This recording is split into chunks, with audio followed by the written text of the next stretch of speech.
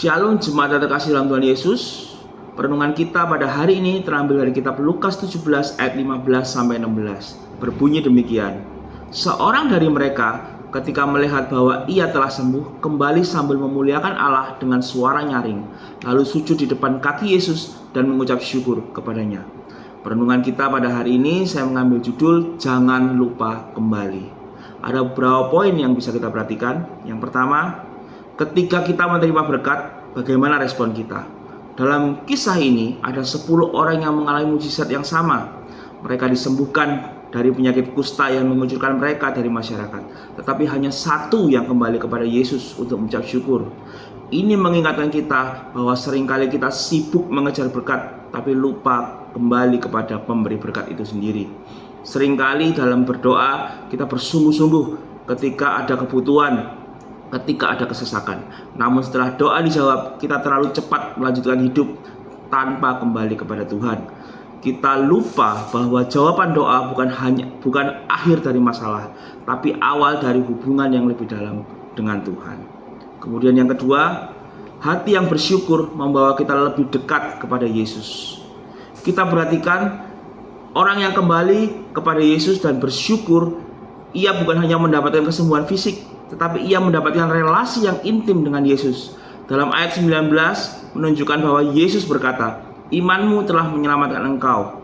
Kata menyelamatkan di sini bukan hanya tentang kesembuhan jasmani, tetapi keselamatan rohani. Artinya, ketika kita merespon berkat dengan hati bersyukur, kita tidak hanya menerima apa yang kita butuhkan, tetapi mengalami kehadiran Tuhan secara pribadi dan menyeluruh. Berkat yang sejati bukan sekedar apa yang kita miliki, tetapi apa yang kita kenal, yaitu Yesus itu sendiri. Kemudian yang ketiga, ucapan syukur adalah bentuk iman yang hidup. Orang yang kembali kepada Tuhan itu adalah orang Samaria, yang notabene adalah seorang yang secara budaya dianggap tidak layak oleh orang Yahudi.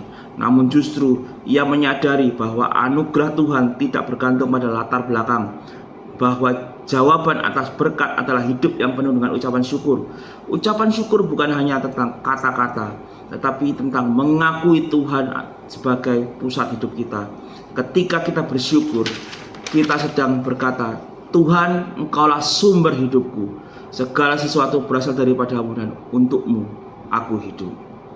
Mari kita bertanya kepada diri kita sendiri, sudahkah kita menjadi sama seperti orang yang kembali kepada Yesus? Atau justru kita sama seperti 9 orang yang lainnya yang hanya mengambil berkat lalu pergi? Mari kita renungkan. Setiap berkat yang Tuhan berikan, kesehatan, keluarga, pekerjaan, bahkan nafas yang kita hidup, kembalilah kepadanya dengan hati bersyukur.